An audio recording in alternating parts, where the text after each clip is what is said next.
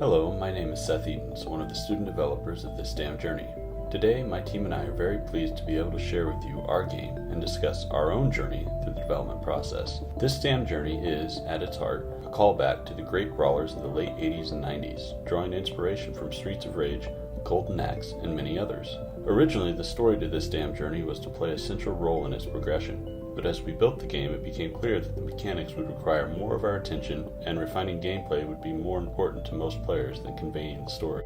In order to kill all non-boss vampires, the player must drive a wooden stake, which can become a coveted resource, into the downed enemy's chest. By staking down vampires, the player ensures they don't rise back up. Also, when the player stakes an enemy, they add blood to their blood bar. The blood bar is important because each level, aside from the first, culminates with an epic boss battle that challenges the skills the player learned in the previous level. The boss of the level is summoned using the blood from the blood bar. If the player hasn't filled enough of the bar, then they receive a health penalty before starting the boss fight. Throughout the development, it was planned that the Chosen, the follower character, would be a tangible character that required your protection, but in the last month we decided to not include that aspect of the game because it hindered the flow and made an already challenging game almost unbearable. It was again the mechanics we created that dictated the direction the development went. The Chosen character originally was planned to be a mystical character with a hidden agenda that wanted you to escort her to the Vampire King and help her kill him, after which the player was to be met with a twist and forced to fight the Chosen in order to not become a human sacrifice. Unfortunately, the scope of including everything that was originally pitched would have required much more time than we had. Most of the story was cut, and the Chosen was relegated to become a figment of the hunter's mind. Many of the original abilities were also cut in the name of time, along with alternate weapons and projectiles. Hello, my name is Kyle Devlin. I am a developer on This Damn Journey. Our combat system was designed to be simple yet impactful, so that the player could use it throughout the course of the game and fight many different enemy types. Through trial and error, our combat system eventually led to a flinch-based system, where normal enemies will flinch after every hit, but tougher enemies later in the game will take a full combo to stagger. Enemies quickly became our main source of progression in This Damn Journey. As new enemy types were revealed, the player had to figure out new ways to beat them with the moves that they have had since the beginning of the game.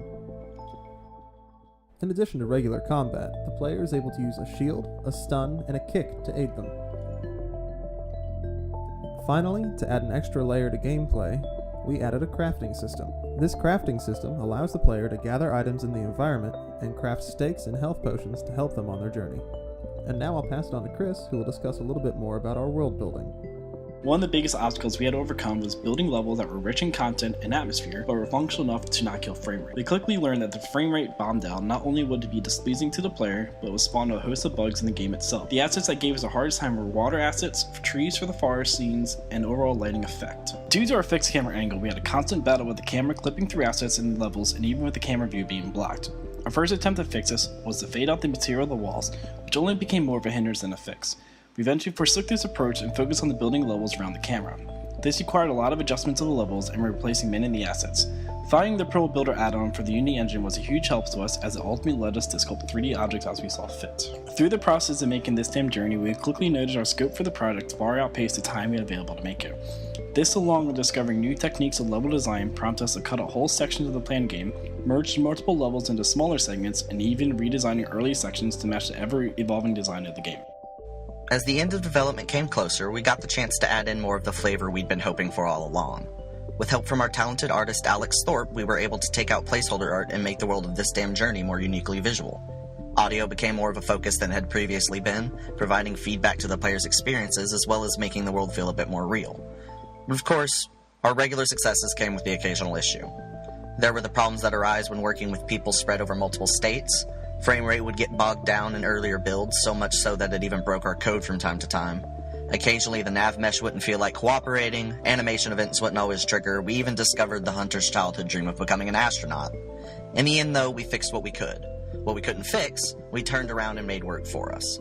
Despite whatever bugs or hurdles came our way, we were determined to make This Damn Journey a success, something that we could all be proud of. From the entire TDJ team, thank you for watching and we hope you enjoyed.